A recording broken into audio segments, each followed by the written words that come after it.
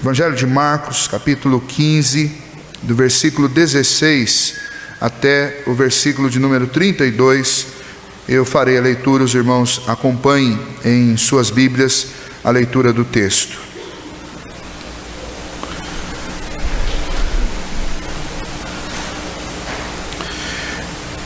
Então os soldados o levaram para dentro do palácio, que é o pretório, e reuniram todo o destacamento.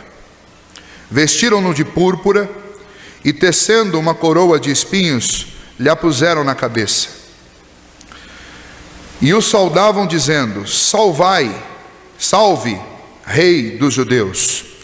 Davam-lhe na cabeça com um caniço, cuspiam nele, e pondo-se de joelhos, o adoravam.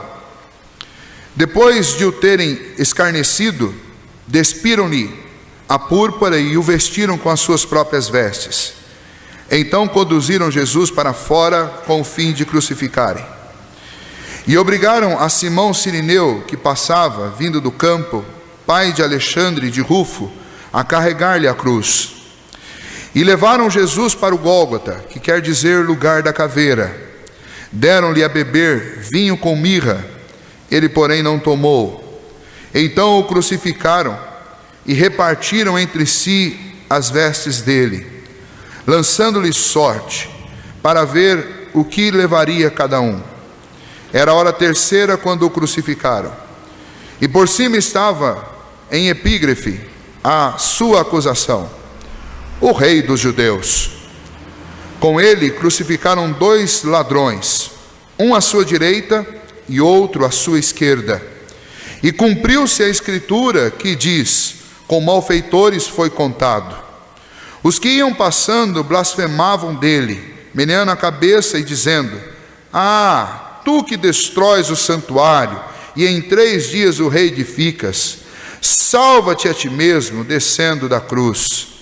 De igual modo os principais sacerdotes com os escribas, escarnecendo entre si, diziam: salvou os outros, a si mesmo não pôde salvar-se. Desça agora da cruz o Cristo, o Rei de Israel, para que vejamos e creiamos. Também os que com ele foram crucificados o insultavam. Vamos orar mais uma vez.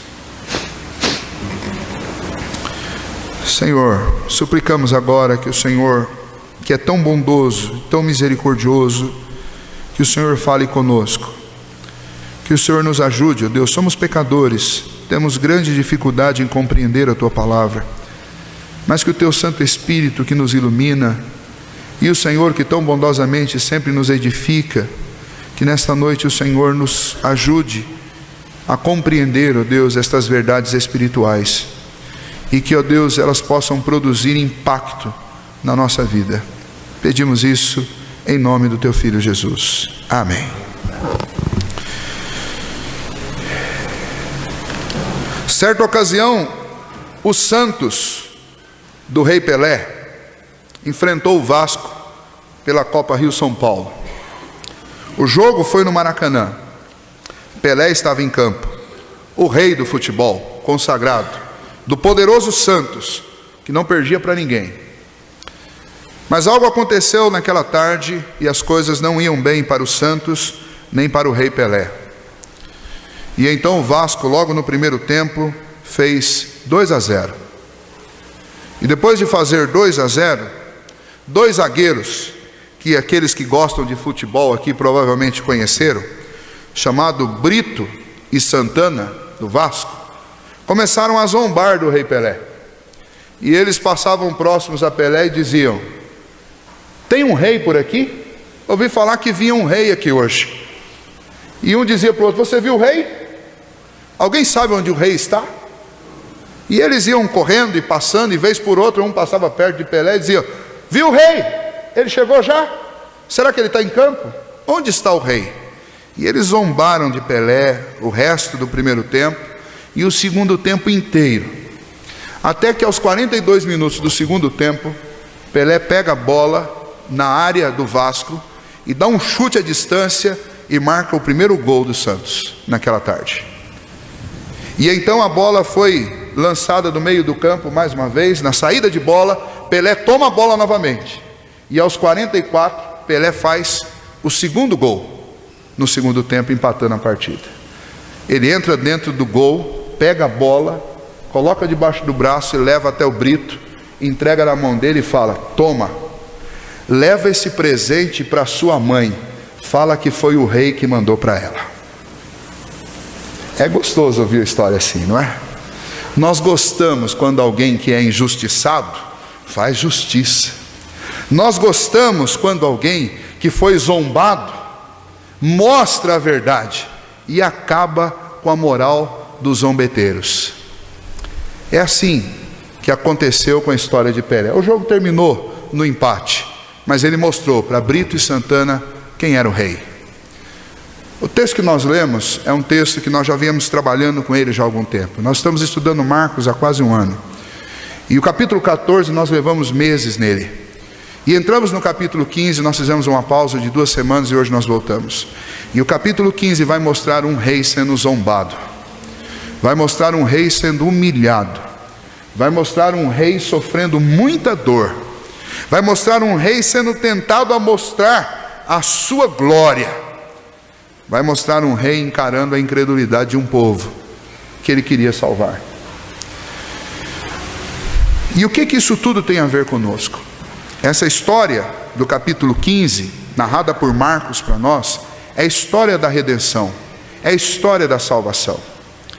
E toda a humilhação, esse texto está dividido em 3 partes. Uma parte que mostra a humilhação, uma outra que mostra a dor e uma outra que mostra a incredulidade. Tudo isso tem a ver conosco. Nós estamos presentes nesse texto, porque nós somos os donos e também os responsáveis por essa humilhação. Nós somos os donos e também os responsáveis por essa dor. E nós somos os incrédulos deste texto.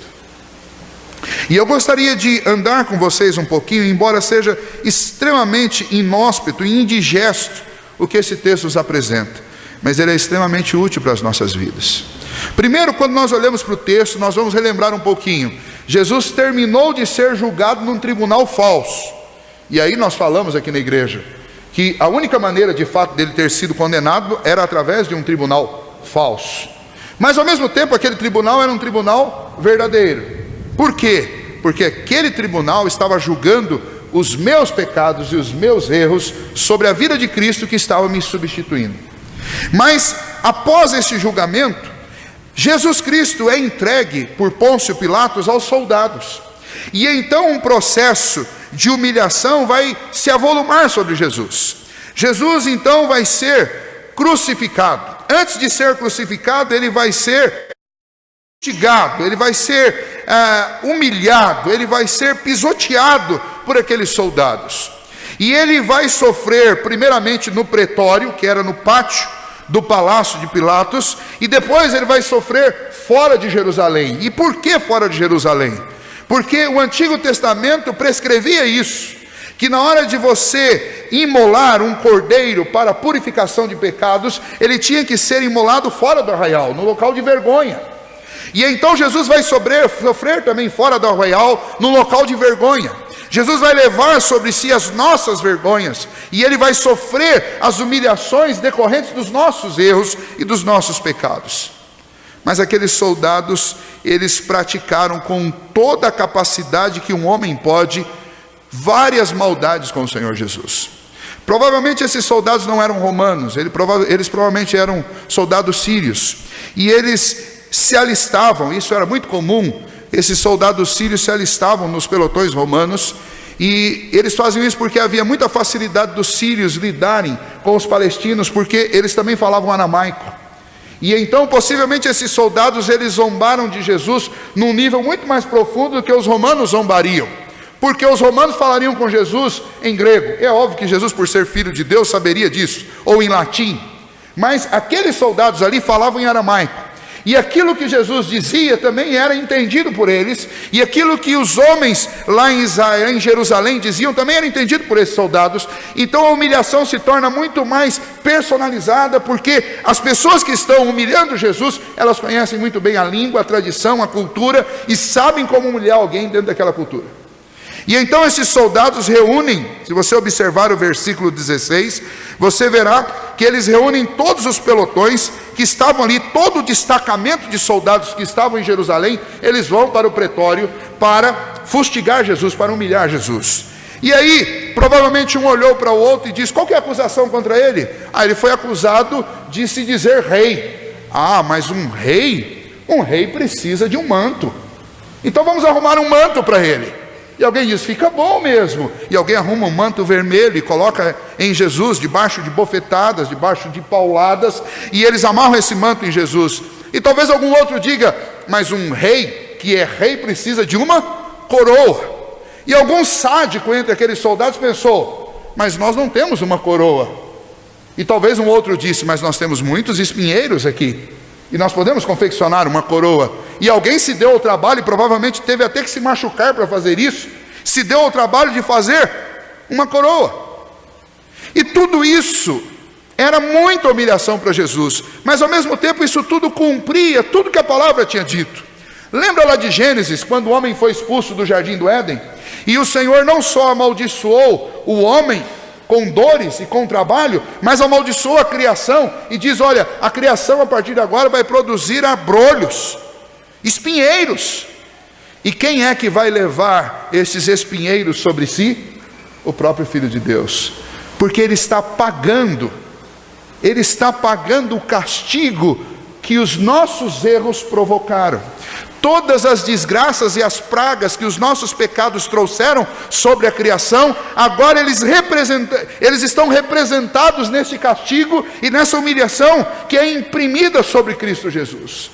Mas se isso já não bastasse, eles começam então a dizer: salve o Rei dos Judeus. Eles começam a blasfemar, a zombar, eles começam a irritar ao Senhor Jesus.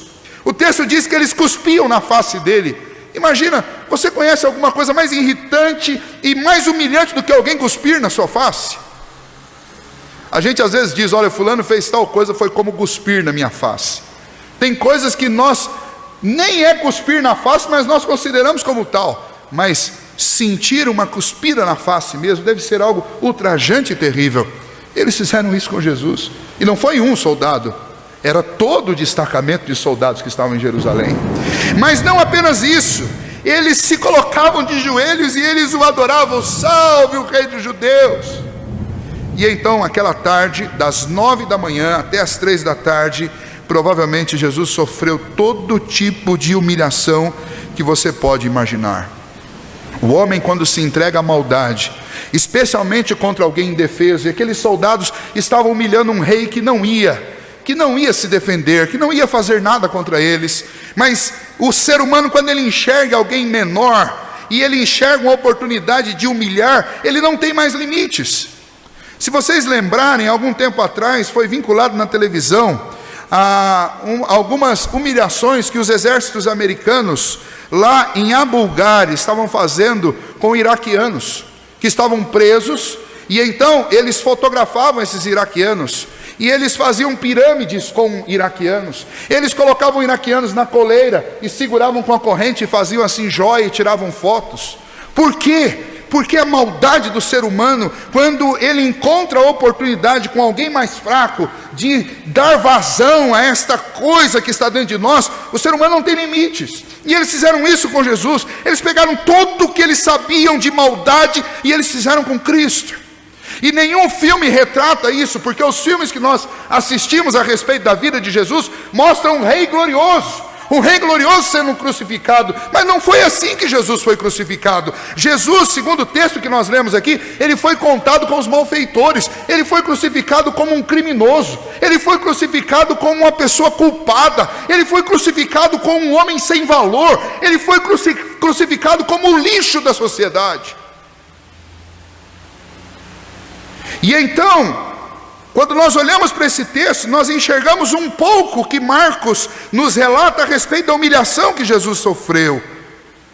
Diz que no século III, uma imagem foi encontrada por volta do ano 200 depois de Cristo, numa caverna lá na Palestina, e nessa imagem havia uma cruz, e nesta cruz um homem crucificado, e na frente dele, de joelhos, estava um homem adorando com as mãos levantadas.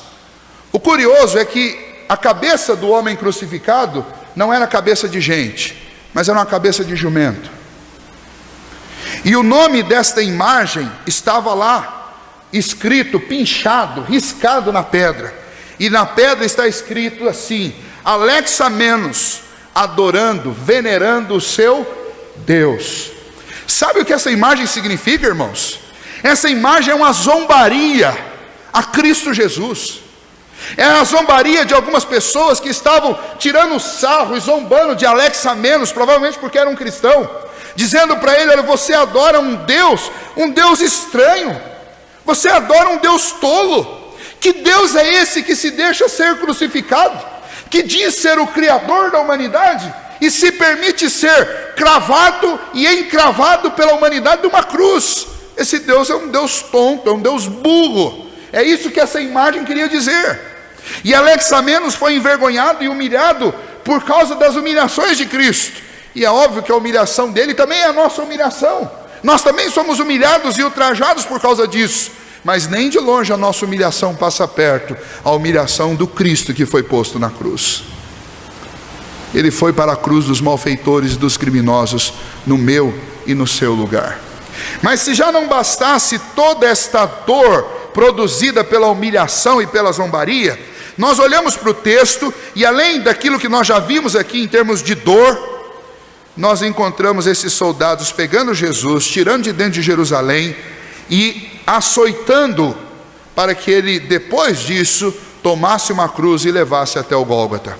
Estes açoites eram feitos por 2 soldados, e cada um desses soldados segurava um chicote com pontas múltiplas, 3, 4 pontas de couro, e na ponta dessas pontas de couro estavam pedaços de ossos ou de metais.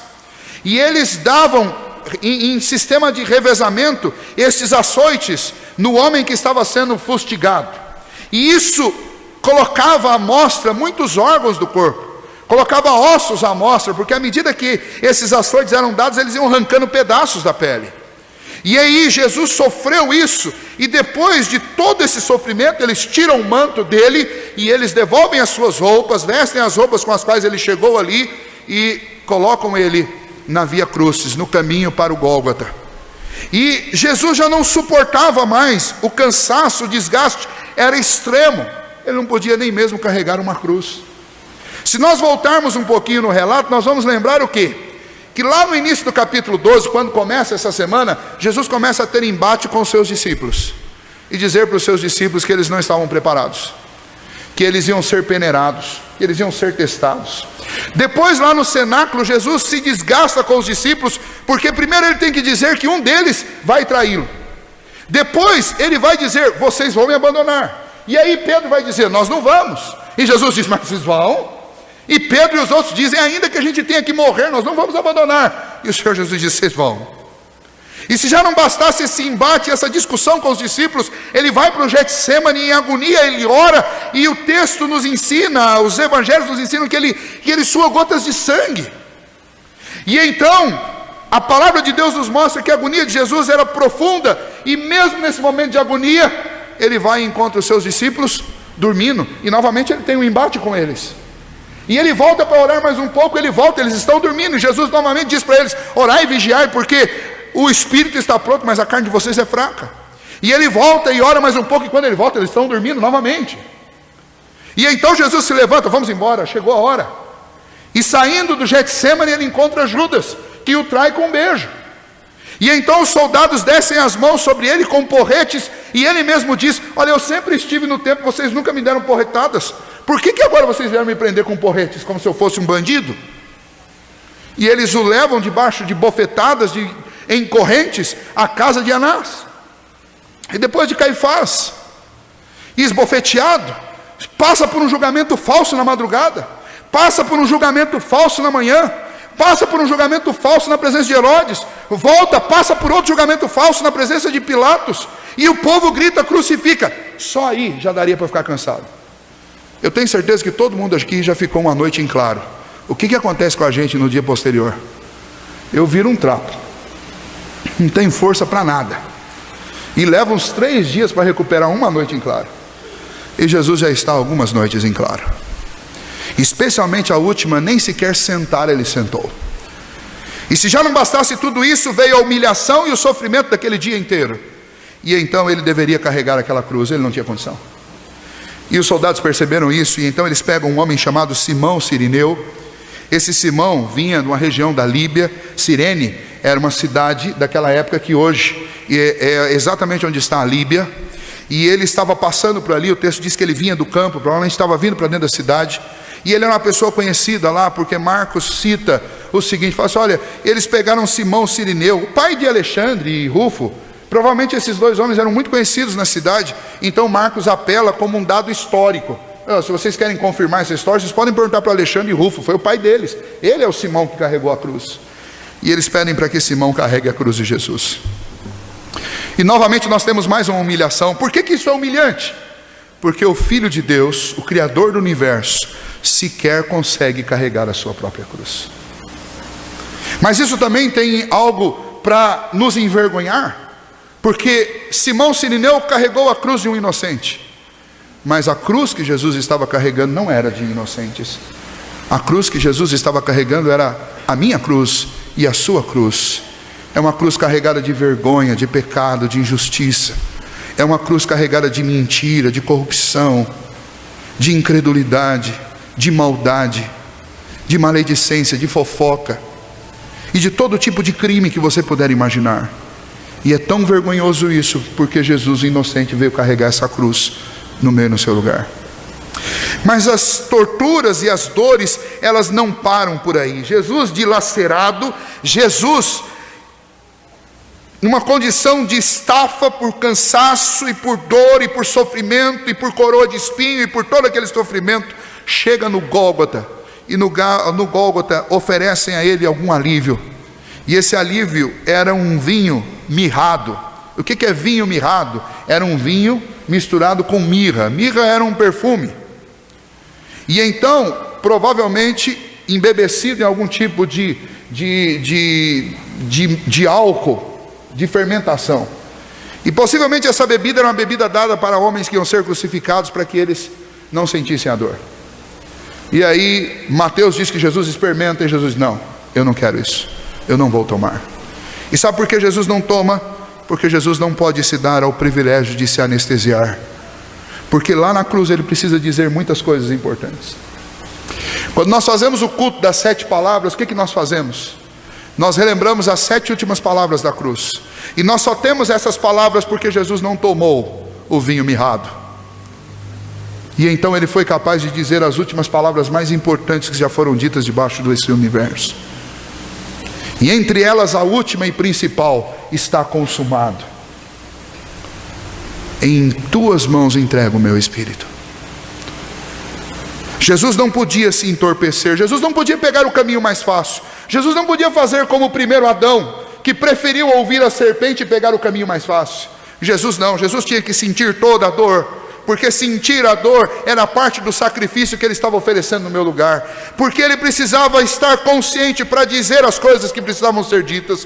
Porque ele precisava estar consciente para oferecer diante do seu Pai aquilo que ele precisava fazer, que era um pagamento por conta dos meus e dos seus pecados. Ele tinha que estar consciente para dizer para o Pai, eu estou morrendo, estou sofrendo nesta cruz por causa dos pecados do João, do Pedro, do Wesley, do Renato. Ele tinha que estar consciente para mostrar para o Pai por quem ele estava morrendo.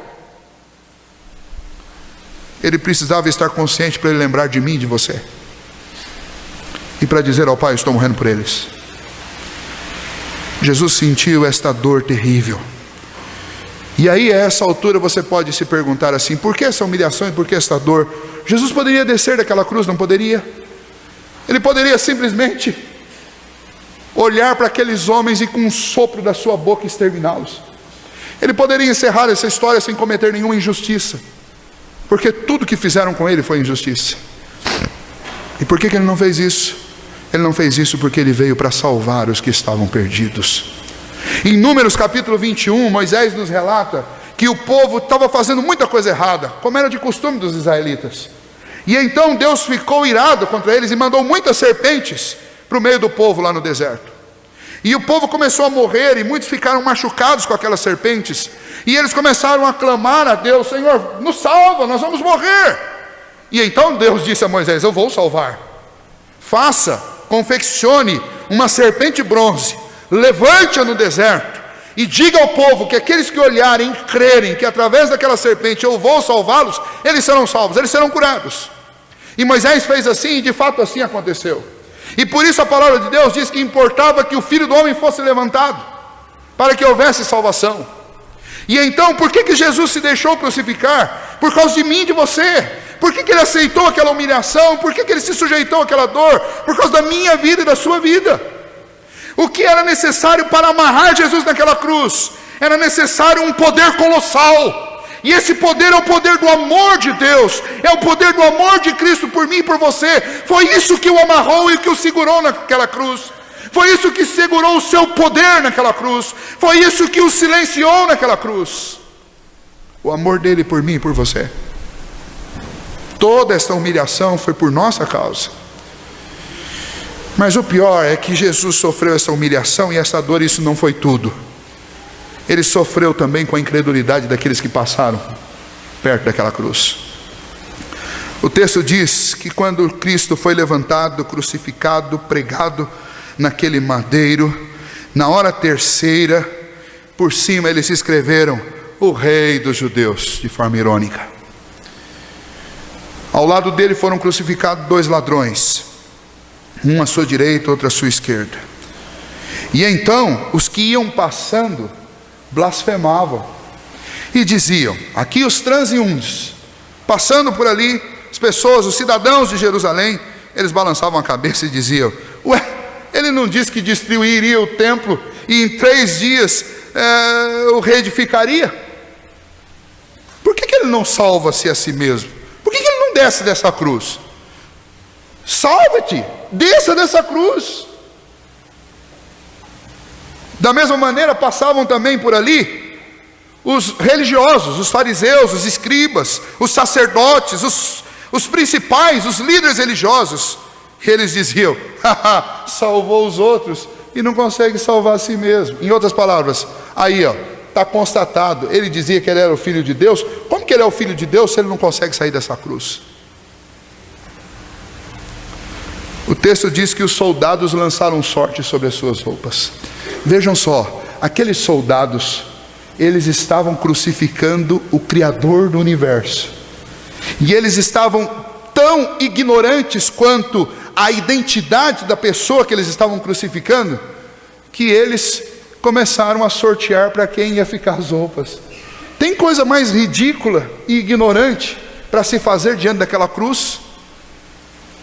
Tudo isso que aconteceu aos pés daquela cruz é fruto da incredulidade daquelas pessoas. Eles não acreditavam. Os cidadãos não acreditavam, os religiosos não acreditavam, os soldados não acreditavam. Todos eles eram incrédulos. E talvez você esteja aqui hoje e talvez você não acredite nessa história. Mas deixa eu contar um fato interessante para você. Geografia é uma coisa muito importante para nós. E geografia nos ensina muitas lições. E a geografia do Gólgota, ela é muito interessante. Porque o Gólgota, ele está entre 2 montes, um acima e um abaixo. Ele é um vale no meio.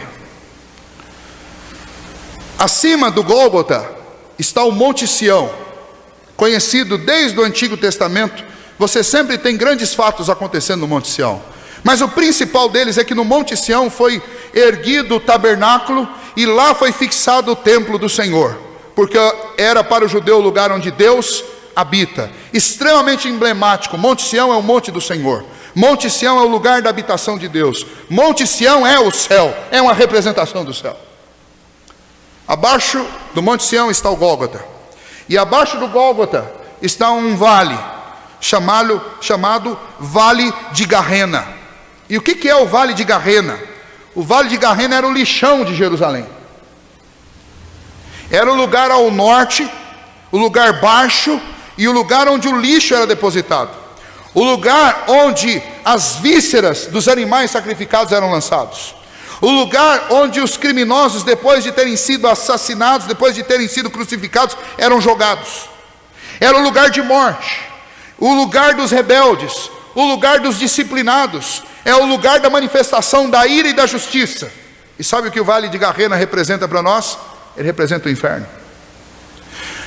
No Gólgota, todas as pessoas são iguais. Mas a partir do Gólgota, ou você sobe para Sião, ou você desce para Garrena. E então aquelas pessoas que estavam ali vendo a cruz de Cristo, vendo o Senhor Jesus sendo crucificado, elas estavam na grande encruzilhada da vida.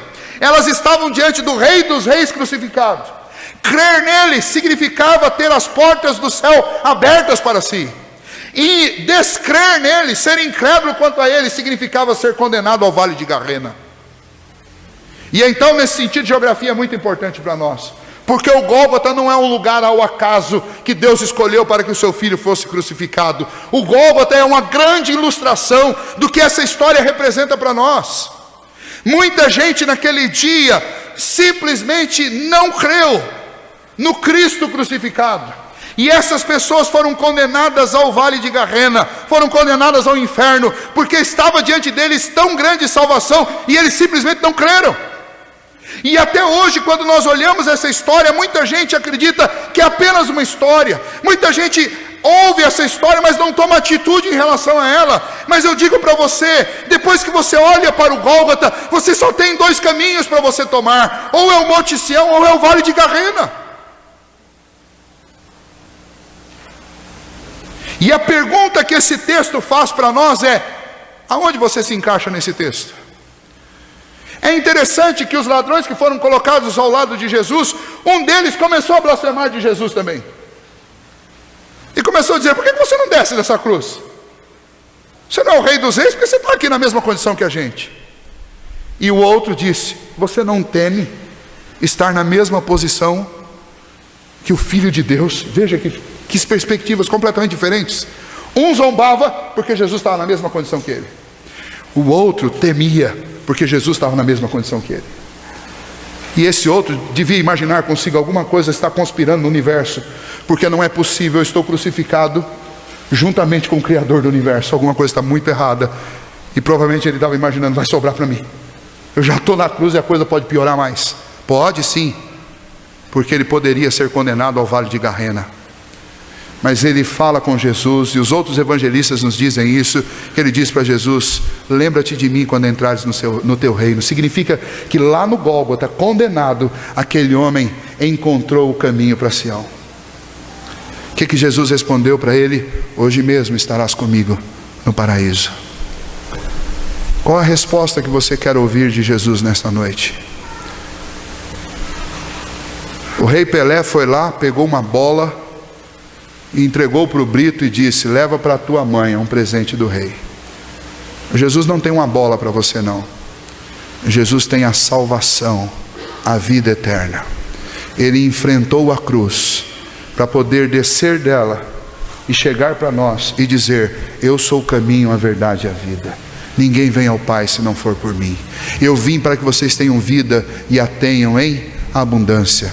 Eu vou para o meu Pai preparar-vos lugar, para que onde eu estiver vocês possam estar também. Foi isso que Jesus fez naquela cruz, suportando a dor, a humilhação e a incredulidade daquelas pessoas. A pergunta é: o que você fará com essa história? Alex Amenos, lá do 3º século, foi zombado, provavelmente passou por muita vergonha, muitas vezes, porque cria naquele Cristo crucificado. Mas hoje Alex Amenos está no céu, de braços levantados, adorando e glorificando não a um Deus com cabeça de jumento, mas ao único e verdadeiro Deus, o Senhor Jesus, que foi crucificado na cruz, mas está vivo e reina para sempre. Onde estão as pessoas que escreveram aquela gravura na parede, zombando de Alex Amenos? Se Deus não teve misericórdia deles, eles estão no vale de Garrena, no inferno. Hoje o Senhor Jesus disse: eu sou o rei, e o rei suportou a humilhação para poder te dar vida e para poder te dar a salvação. Você crê ou não crê? Vida e morte, céu e inferno. O resto é com cada um de nós. Eu não posso crer por você, só você pode fazer isso. Não deixe para amanhã, não perca tempo. porque você não sabe o que vai acontecer amanhã. Mas hoje, renda o seu coração ao Senhor Jesus, porque toda a humilhação que nós descrevemos aqui, ela aconteceu por mim e por você. De forma prática, eu gostaria que todos nós saíssemos daqui com 3 sentimentos. Primeiro, o sentimento de dívida ao Senhor, uma dívida que jamais poderá ser paga, porque Ele suportou tudo isso em meu lugar. Nada que eu faça para Cristo é grande o suficiente em vista do que Ele fez por mim. Então quero te dar um conselho. Se você vive por aí murmurando, reclamando, achando que sua vida está difícil, achando que a sua família é complicada, que a sua igreja não presta, se você vive com esses pensamentos na cabeça, eu quero convidar você a dar uma olhadinha com o que aconteceu com Jesus Cristo, e você vai descobrir que nada na tua vida é difícil. O problema é que a gente tem a mania de murmurar e de reclamar mesmo. Lembre, nós temos essa dívida com o Senhor Jesus, uma dívida impagável. Segundo, eu gostaria que você saísse aqui com um sentimento profundo a respeito da profundidade e da proporção do amor de Cristo por você. Tudo isso que nós consideramos insuportável, Jesus suportou porque Ele ama você. Então não perca de vista isso. Se você achar que nenhuma pessoa te ama, se você achar que todos estão virando as costas para você, se você achar que você está sendo abandonado, se você se sente assim, deixa eu dizer algo para você: Cristo não te abandonou, mas Ele foi à cruz e Ele suportou a morte por causa do amor que Ele tem por você. Então não se ache uma pessoa desamada. Você é uma pessoa amada e profundamente amada por nada mais, nada menos do que o Criador do universo. Valorize esse amor, porque este amor é o que de fato importa. E por último, não perca a cruz de Cristo da sua mente. Lembre dessa cruz, porque essa cruz, ela significa para Cristo morte, para mim e para você vida, a vida eterna que eu jamais poderia ter por mim mesmo, mas através de Cristo Jesus eu a recebi graciosamente. Lembre da cruz, pense na cruz, porque a cruz foi o pagamento da minha e da sua dívida. Fazer isso vai fazer com que você seja freado no seu desejo de pecar. Fazer isso vai fazer com que você se sinta inclinado para as coisas de Deus, para as coisas que são santas. Fazer isso vai fazer com que você lembre que se algum dia você tropeçar e cair, alguém pagou a dívida do seu tropeço. Então lembre-se: dívida, amor e cruz. Essas palavras e estes sentimentos não podem sair jamais do nosso coração. Amém?